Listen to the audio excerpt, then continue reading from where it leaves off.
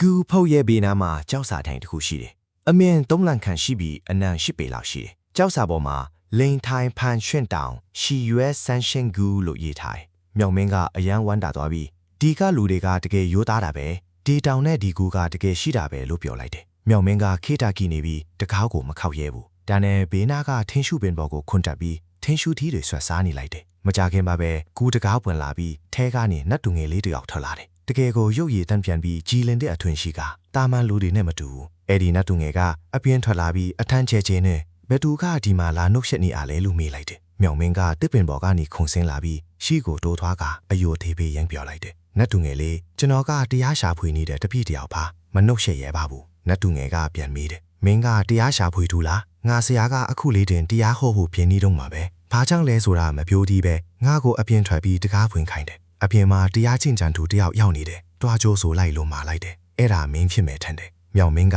ရဲပြီးကျွန်တော်ပါ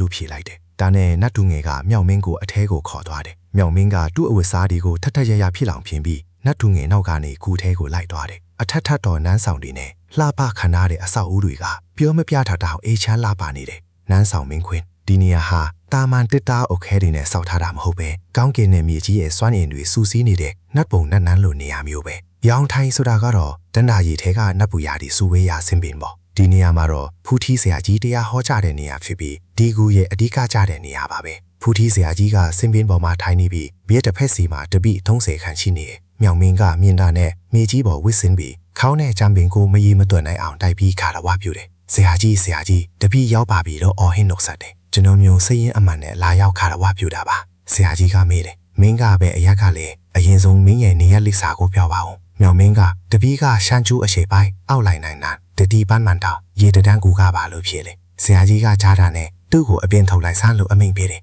လင်းညာလက်ခါနေတဲ့သူပဲဒါကပဲမှတရားလာရှာတာလေမြောင်မင်းကပြရတယ်လေနဲ့ခေါင်းငုံပြီးတပိပြောတာအမှန်တွေပါလုံးဝမလိမ်ပါဘူးလို့ပြောတယ်ဆရာကြီးကမင်းကအမှန်တိုင်းပြောတယ်ဆိုရင်ဘာလို့အရှိချွန်းကလာတယ်လို့ပြောတာလဲအဲ့ဒီကနေဒီကိုလာဖို့ပင်လေကြီးနှစ်ခုနဲ့ကျွန်းကြီးတစ်ကျွန်းကိုဖျက်ချော်ရတာမင်းဘလို့ရောက်နိုင်ပါလဲမြောင်မင်းကတပိပင်လေကိုဖျက်ချော်ပြီးအရရက်ကိုလွှဲလေလာတာ10နှစ်ကျော်ရှိပါပြီအဲ့ဒါကြောင့်အခုမှဒီကိုရောက်လာတာပါလို့ရှင်းပြတယ်ဆရာကြီးကဒီလောက်ကြာအောင်လာခဲ့ရတာဆိုရင်လည်းဖြစ်နိုင်ပါတယ်မင်းရဲ့မျိုးယူအမင်းစန်းနင်းကပါလေဒီနေရာမှာမြောင်မင်းကအထင်မှားပြီးမျိုးယူအမင်းကိုစိတ်နေစိတ်ထား nature လို့ထင်သွားတယ်ကျွန်တော်မှစိတ်တူတာမျိုးမရှိပါဘူးသူများဆက်ရင်လည်းစိတ်မဆိုးဘူးသူများရရင်လည်းဒေါသမထွက်ဘူးတောင်းပန်လိုက်တာနဲ့ပြီးတာပါပဲမြောင်မင်းကသူ့ရဲ့စိတ်ထားနူးညံ့ချောင်းကိုပြုတ်ပြနေတာပါဆရာကြီးကထပ်ပြောတယ်အဲ့ဒီစိတ်နေစိတ်ထားကိုမေးတာမဟုတ်ဘူးမင်းရဲ့မိဘတွေရဲ့မျိုးရိုးမင်းကဘာလဲလို့မေးတာမြောင်မင်းကကျွန်တော်မှအဖေလည်းမရှိအမေလည်းမရှိပါဘူးလို့ပြန်ဖြေလိုက်တယ်ဟုတ်ကဲ့ဒါကအပိုင်ခွန်ပဲဖြစ်ပါတယ်နောက်နေ့မှပြန်တွေ့ကြတာပေါ့